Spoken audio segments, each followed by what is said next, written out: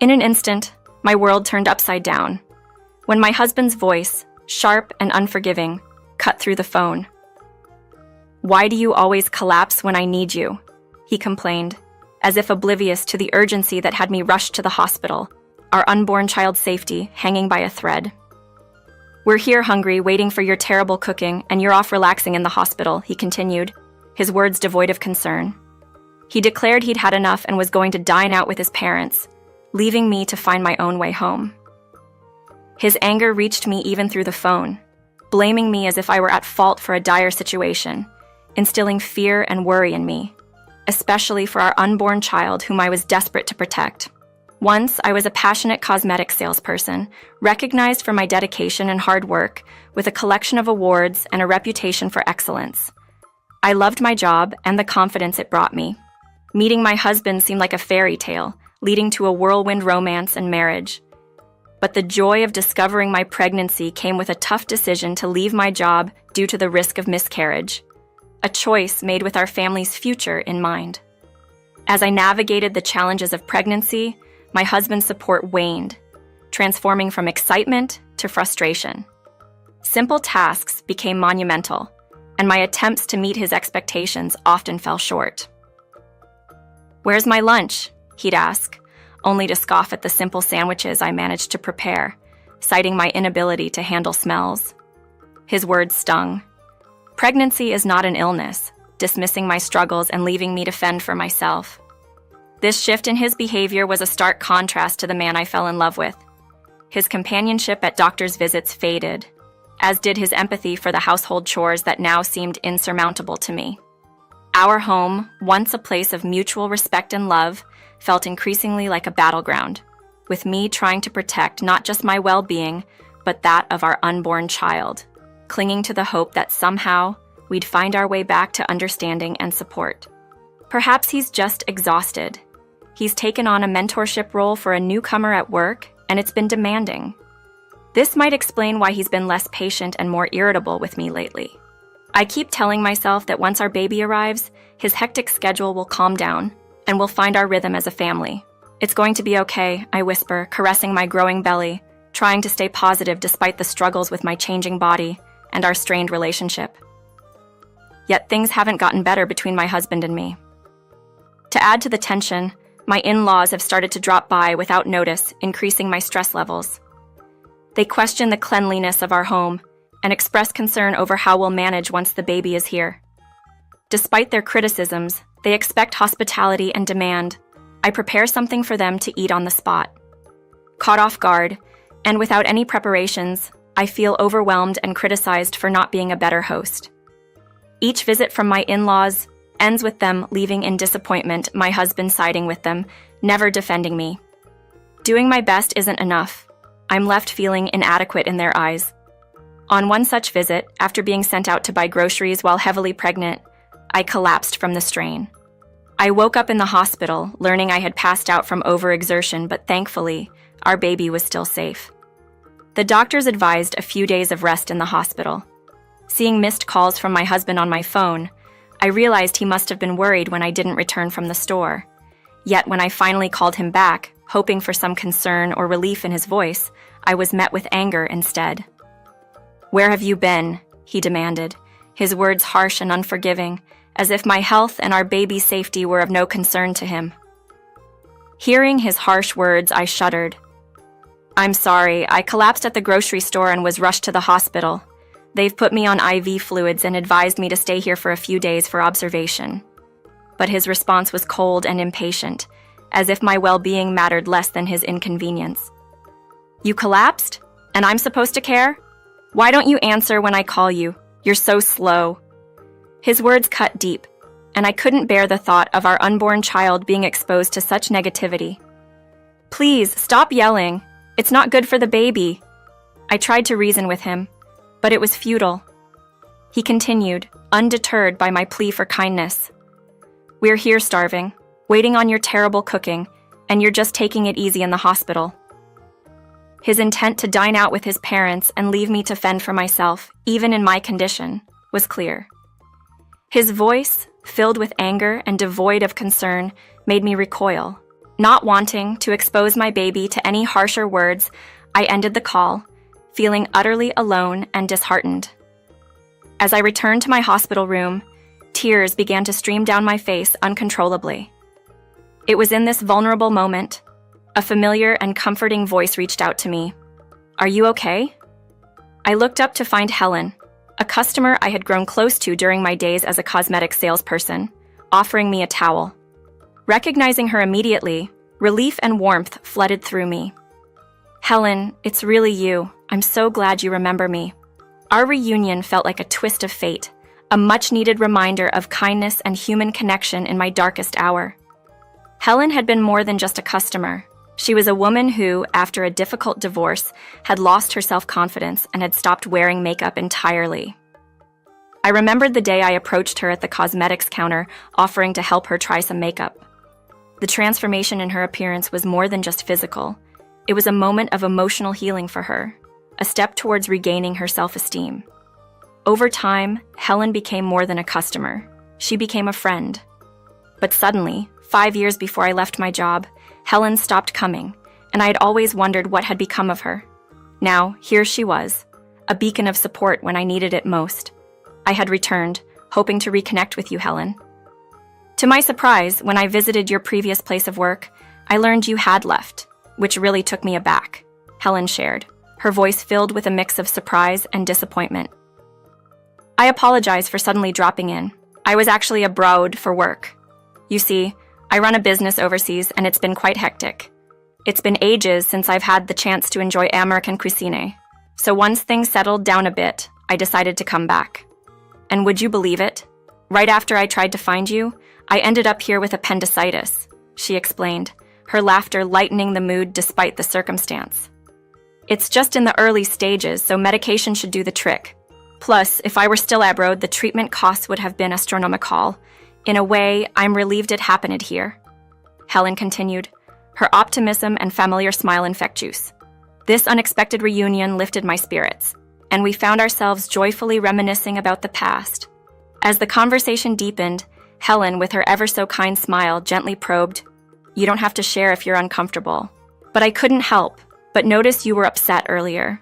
What happened? Trusting Helen as I did, more than just as a former customer, but as a true friend, I opened up about the struggles with my husband and in-laws. I'm really worried about bringing my child into such an environment, afraid they'll be treated the same way I am. And now, without my job, the idea of living independently, let alone with a child, seems daunting. To my astonishment, Helen made an incredibly generous offer. "I happen to have an apartment that you could use. I manage a few properties, part of a project I developed on land I inherited. It's a cozy 2-bedroom with a separate bathroom, soundproof walls, and it's situated in a safe neighborhood close to amenities like supermarkets and a police station. There's no need for a deposit right now, and you can start paying rent whenever you're settled. It's a really good deal. What do you think?" Helen's enthusiasm was palpable, and her offer so sincere, it brought a laugh of disbelief from me. "Are you sure you can offer it at such favorable terms?" I asked, overwhelmed by her kindness. "Absolutely, Helen. I know you well enough to trust you'll take good care of the place. Plus, I believe it's important to support each other in times of need. You're more than welcome to stay there," she assured me, her generosity shining through. Helen's unexpected kindness was a beacon of hope, offering not just a place to stay but the possibility of a new beginning. Eager to lend a hand to someone she valued, Helen offered her apartment to me, an act of kindness I couldn't refuse. Gratefully, I accepted. Days later, after doctors gave me the green light, I left the hospital and, without a second thought, moved directly into the apartment Helen had prepared for me. She had effortlessly arranged everything over a phone call, showcasing her remarkable generosity. I didn't return to the home I shared with my husband. Instead, I embraced this new beginning in Helen's welcoming and cozy apartment, although I couldn't shake off the guilt of not paying rent immediately. Helen brushed off my concerns with a laugh, insisting it was all fine.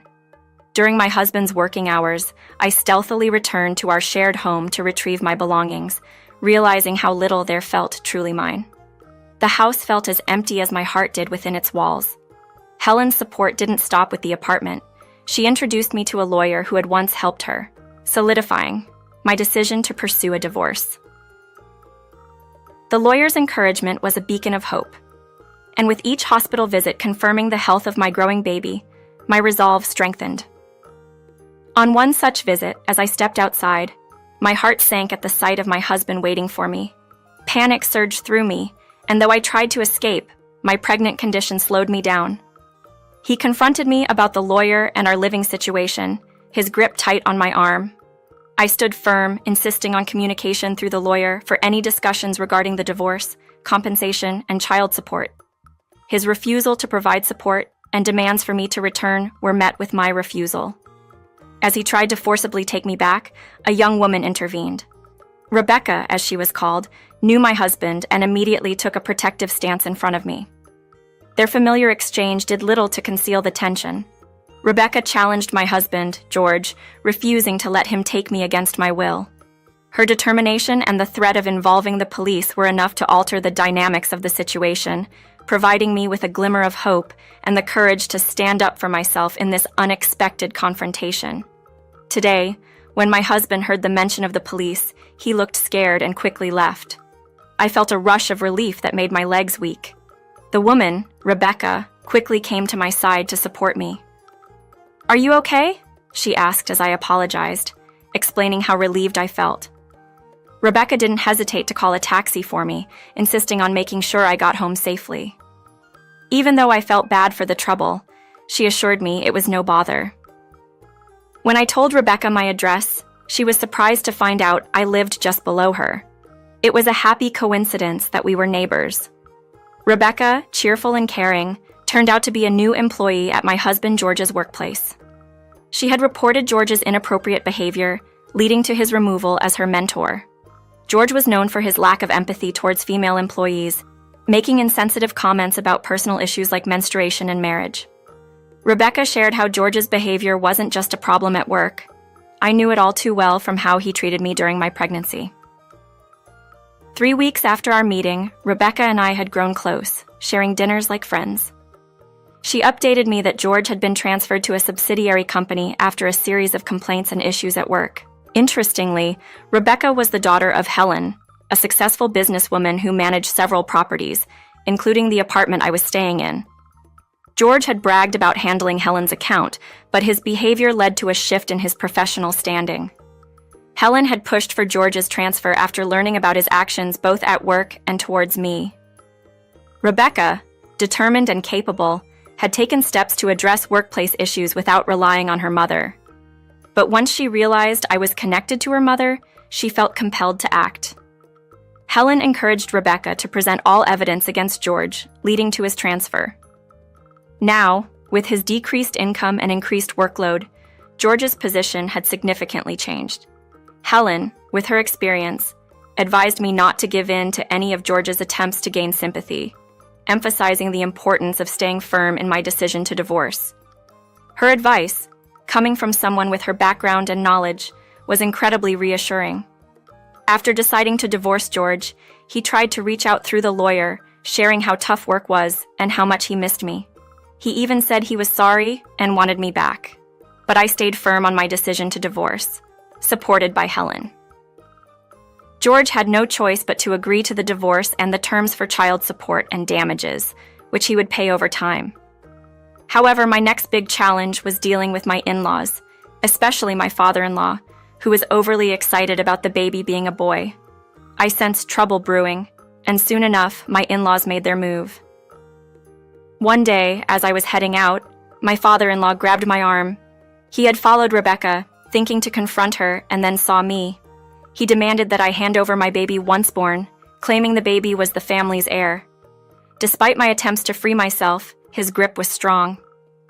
Just then, a firm voice demanded he let me go, followed by a swift move that sent him flying with a judo technique. It turned out Rebecca had mastered judo to protect herself and her mom during tough times. She's a top-ranked judoka with national titles to her name.